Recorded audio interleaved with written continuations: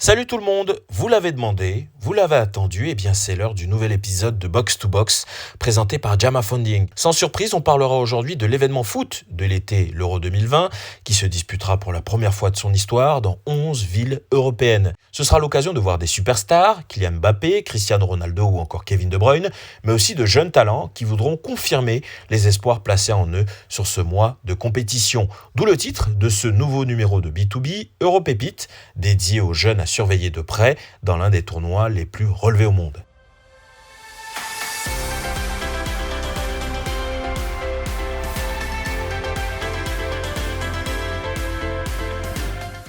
Honneur à un champion d'Europe, tout d'abord avec Chelsea, buteur en finale de Ligue des Champions, un Allemand passé par le Bayer Leverkusen, il s'agit bien sûr de Kai Havertz, 22 ans aujourd'hui, et dont le parcours rendrait presque jaloux Michael Ballack, lui aussi ancien du Bayer, auteur d'un doublé de finale perdu en 2008, l'AC1, toujours avec les Blues contre Manchester United, et l'Euro, battu à Vienne par l'Espagne de Fernando Torres. Il faut dire que rien ne présageait à Havertz une fin aussi heureuse.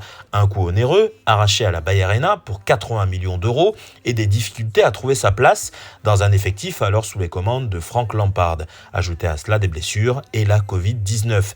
Le déclic pour lui a un fort accent allemand. Thomas Tuchel, son compatriote, change de système pour passer à un 3-4-3 où le natif de Aaren, Aix-la-Chapelle, peut parfaitement s'exprimer. Sa finesse technique et ses qualités de finisseur qui ont explosé à la face du monde face à Manchester City ne demandent qu'une chose, briller avec la Mannschaft et ramener une 4e étoile continentale à l'Allemagne.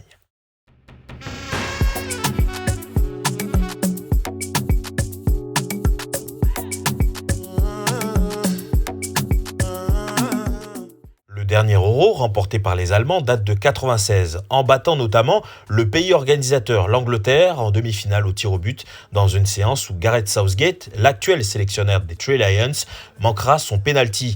Ce traumatisme, Mason Mount ne l'a pas vécu. Né en 1999, ce baby blue par excellence, formé à l'académie de Chelsea, est à contre-courant des milieux offensifs traditionnels anglais. Plus petit, 1m78, plus technique, plus rapide. Pas étonnant qu'il soit le chouchou de son idole Frank Lampard, qui est enfin un titulaire indiscutable dans son club de cœur après un passage sous ses ordres à Derby County. Si sa première saison est celle de la révélation, la deuxième est celle de la confirmation avec Lampard ou Tourelle. Passeur décisif en finale de Ligue des Champions, nul doute qu'il devrait être titulaire dans l'entrejeu anglais.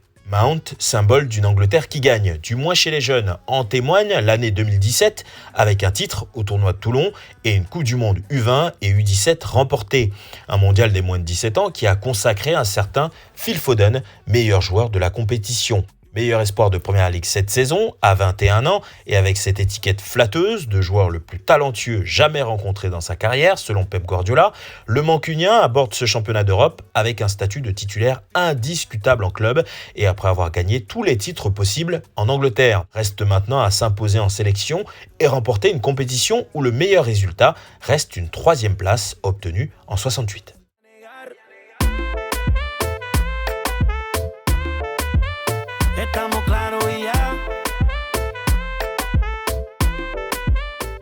Le coéquipier préféré de Léo Messi au FC Barcelone et le joueur qui a disputé le plus de matchs cette saison sous le maillot catalan s'appelle Pedro González López, dit Pedri. 18 ans, 52 matchs disputés avec les Blaugrana, plus que la Pulga.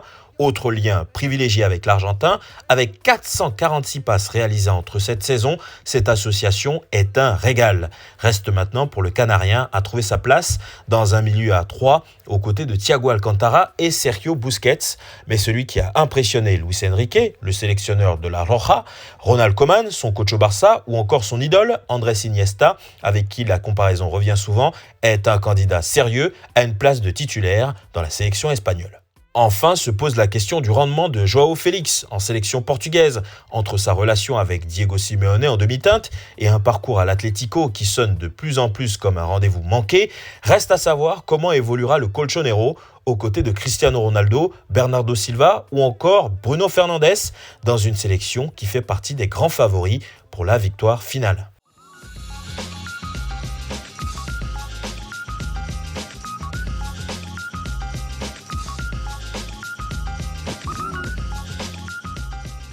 Alors j'aimerais dire un grand merci à tous ceux qui ont pris la peine de commenter, partager et d'écouter tout simplement ce podcast.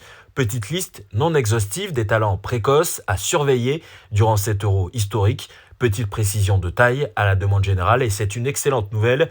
B2B est désormais disponible sur Apple Podcast.